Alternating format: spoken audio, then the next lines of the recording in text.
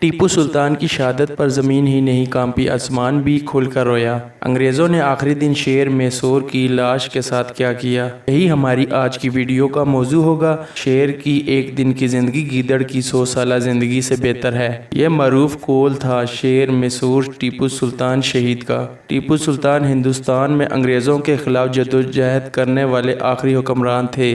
آپ کا پورا نام فتح علی ٹیپو تھا۔ آپ نے اور آپ کے والد سلطان حیدر علی نے جنوبی ہند میں 50 سال تک انگریزوں کو روکے رکھا اور کئی بار انگریز افواج کو شکست فاش دی۔ یوں تو شجاعت و بہادری کے کئی قصے ان سے منسوب ہیں، مگر آپ کے ذوق کی نظر ایک تحریر کر رہا ہوں۔ انگریزوں کی سپاہ ایک خون ریز معرکہ میں سرنگا پٹنم فتح کر چکی تھی، مگر ڈیوک آف ولنگٹن کو ابھی تک اپنی فتح کا یقین نہیں آ رہا تھا۔ وہ عالم تصور میں میسور کے شیر کو ایک خوفناک داڑھ کے ساتھ اپنے اوپر حملہ آور ہوتے دیکھ کر چونک جاتا تھا۔ اس کی سپاہ سرنگا پٹنم کے میدان میں جمع ہونے والے محب وطن شہیدوں کی لاشوں میں میسور کے شیر کو تلاش کر رہے تھے۔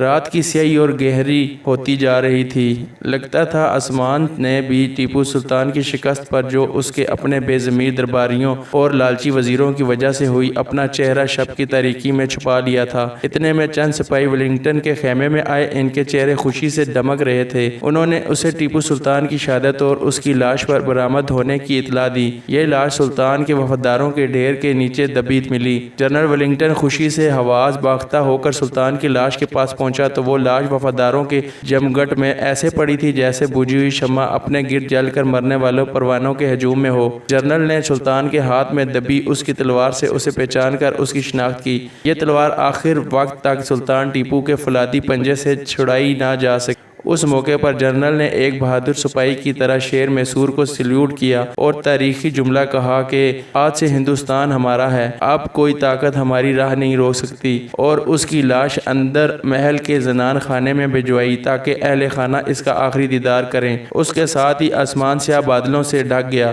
جب سلطان کی قبر کھودی جانے لگی تو آسمان کا سینہ بھی شوک ہو گیا اور چاروں طرف غیظ و غضب کے آثار نمودار ہوئے۔ بجلی کے کوندے لپک لپک کر آسمان کے غضب کا اظہار کر رہے تھے۔ اس وقت غلام علی لنکرا، میر صادق اور دیوان پوری دنیا جیسے غداران وطن خوف اور دہشت دل میں چھپائے سلطان کی موت کی خوشی میں انگریز افسروں کے ساتھ فتح کے جام لنڈا رہے تھے، اور ان کے چہروں پر غداری کی سیاہی پھٹکار بن کر برس رہی تھی۔ جو ہی قبر مکمل ہوئی، لیت بن گئی، تو آسمان پھٹ پڑا اور سلطان میسور کی شہادت کے غم میں برسات کی شکل میں آنسوؤں کا سمندر بہہ پڑا۔